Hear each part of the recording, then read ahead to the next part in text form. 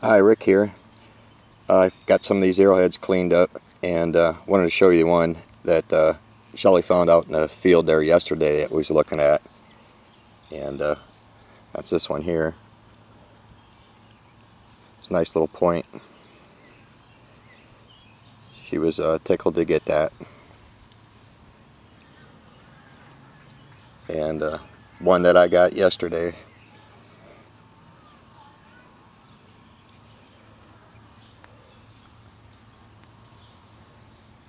And I guess this would be a scraper here.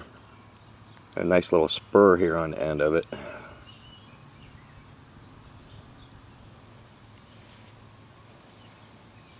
And then some of the other ones that I found through the years.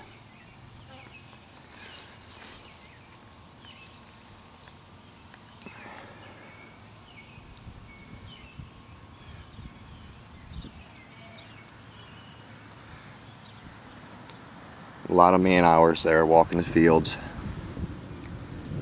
Actually, the one that started the whole thing when I was a kid was this one here. Actually, lived over on the outskirts of Massillon on the west side, and I had a pony.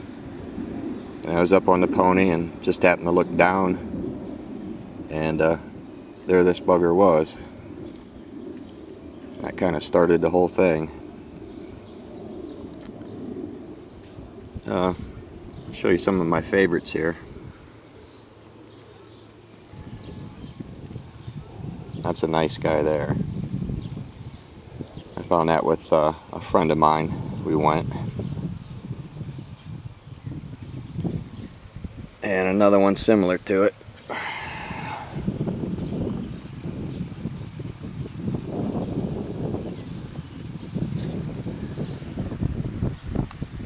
This next one here wasn't arrowhead hunting. Actually, I was out deer hunting, and me and my friend was walking on a cow trail. It was pretty muddy, deer hunting, and I happened to look down, and there it was. It was the same way with this one here. Actually, I was out deer hunting and seen some ground that was disturbed, and found this nice guy. He was laying there waiting for me.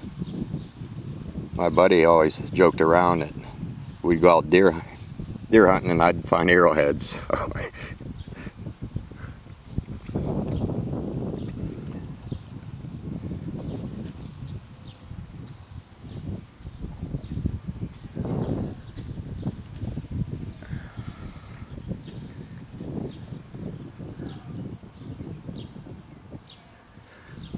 This was a nice one here. I like the color. It's gray and that red going through it. It's really pretty.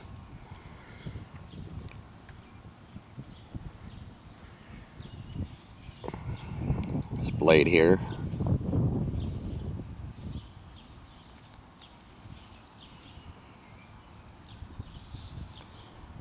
The top.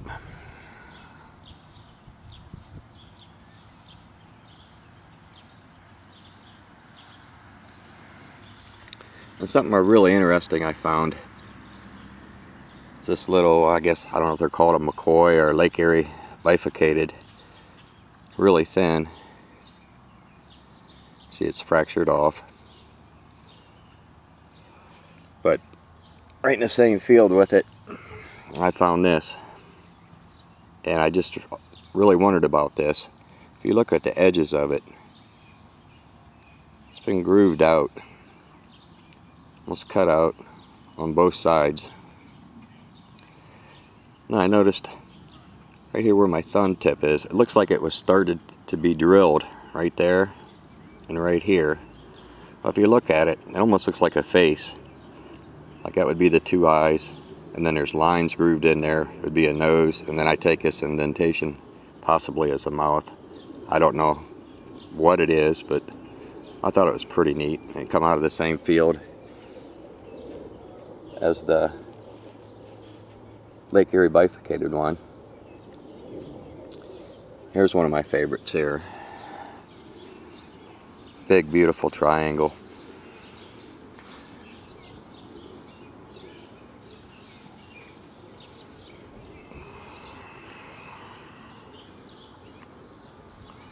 I'd say that's one of my favorites. A drill.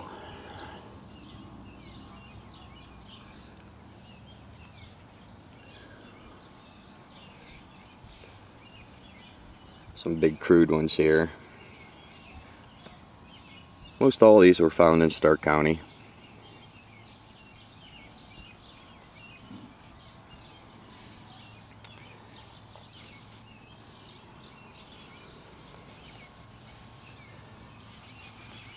This guy here, actually I found in the dead of winter. The ground was frozen, and it was just one of those days where you had cabin fever, had to get out of the house, and went out and was looking.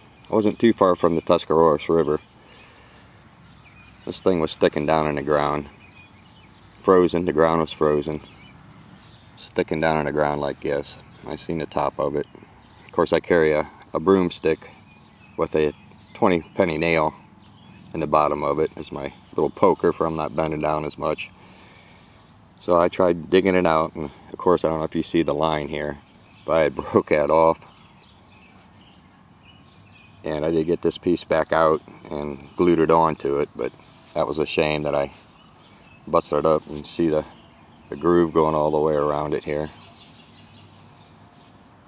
Polished real nice.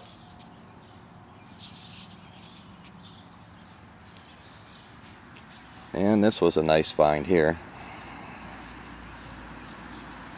Very polished, smooth here on the end. You can tell how much this has been worked by looking at the end of it. Some marks all over it. So somebody was using this quite a bit. I just wanted to show you some of my my treasures that I've found over the years. A lot of them that I've given away. I've taken a lot of kids out, and when they go out with me, I make sure they find something good. So it'll be planted in the field for them, and I'll make sure they find it. I just figure, hey, if you're going to start a kid out doing this, need to make sure that they find something and make their first experiences enjoyable. Alright, thanks for looking.